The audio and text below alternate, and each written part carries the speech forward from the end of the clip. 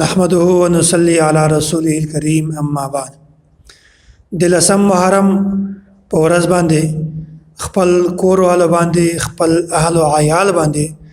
د خوراک په معاملہ کې پیسې خرج کوي.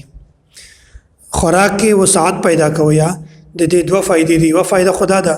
چې الله تعالی به تا په رزق کې برکت پیدا کړي، الله تعالی به تا په رزق کې وسعت پیدا کړي،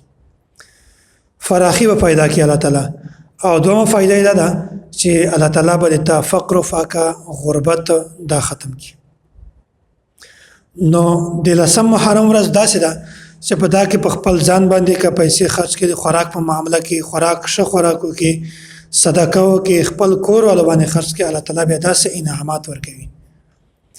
حضرت جابر رضی الله تعالی عنہ فرمایي سمعت رسول الله صلی الله علیه وسلم ایماد نبی علیہ الصلوۃ والسلام نظر ودلی دي من وسع على نفسه وآله يوم عاشورې وسع الله عليه سائر سنته. وای کوم یو کس چې د عاشورې په ورځ باندې د لسم محرم په ورځ باندې په خپل ځان باندې یا په خپل اهل او عیال باندې د کور په والو باندې مور پلار بچیان خزا څومره چې په کور کې وي په دې باندې کچیرته دغه پیسې خرج کی وسعت پیدا کی په رزق کې په خوراک دی خوراک په معاملہ کې وسع الله سائر سنته بیا الله تعالی پورا کال د په رزق کې الله تعالی وسعت پیدا کوي. څومره زیاته فائدہ ده خو بس د لږ غلط فهمي دی وجنه د سستی دی وجنه بس بیا دغه خبره د مونږ تاسو نه ټولي ویری شوی. نو په کار ده چې په دغه ورځ باندې د خوراک په معاملہ کې مونږ تاسو وسعت پیدا کو. د وسعت نه دا مطلب ده چې څومره شریعت اجازت راکړی خپل حد ده،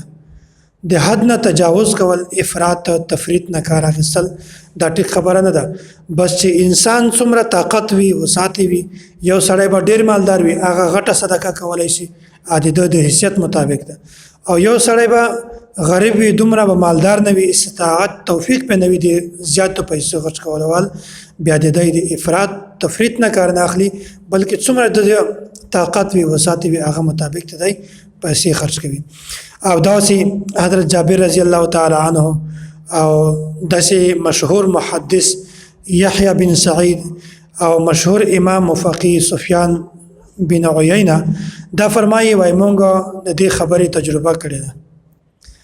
او لکه څنګه چې نبی علیه الصلوۃ والسلام فرمایلی دي داسې بالکل هغه خبره مونږ په سترګو باندې ولیدله چې مونږ په دا ورځ باندې د خوراک په معاملہ کې وسعت کاوه، ښه خوراک هم کاوه خپل ځان باندې هم او اهل او عیال باندې هم، بیا دغه کومه نتیجه ده د رزق د وسعت والا د مونږ په خپل سترګو باندې ولیدله. دا خو د لسم محرم په ورځ باندې د پیسو خرج کولو والا خبره ده چې خپل اهل او عیال باندې د خوراک په معاملہ کې پیسې خرج کړي. او بیا په دا ورځ باندې د روزي څومره زیات فضیلت نبی علیه الصلوۃ والسلام فرمایي او کوم یو کس چې په دغه ورځ باندې روزه ونیسي د لسم محرم په ورځ باندې الله تعالی د تیر د یو کال ټول صغیره ګناهونه معاف کوي. نو څومره زیاته غټه خبره ده چې الله تعالی د یو کال صغیره ګناهونه درته معاف کړي صرف د یوې روزې د برکت دی وجنه. نو په کار ده مونږ ته او تاسو ته هم چې د لسم محرم یا د یو لسم ورسره یا نم او لسم دا دوه ورځې موږ تاسو روزي ونیسو او په خپل خوراک کې وسعت پیدا کو او خپل اهل او عیال باندې خرج کو، نو یا الله تعالی موږ ته ډېر زیات ثمرات راکوي. نو چې څه مو ویل الله تعالی دې موږ تاسو ټول ته په دې باندې د عمل کولو توفیق ورنصیب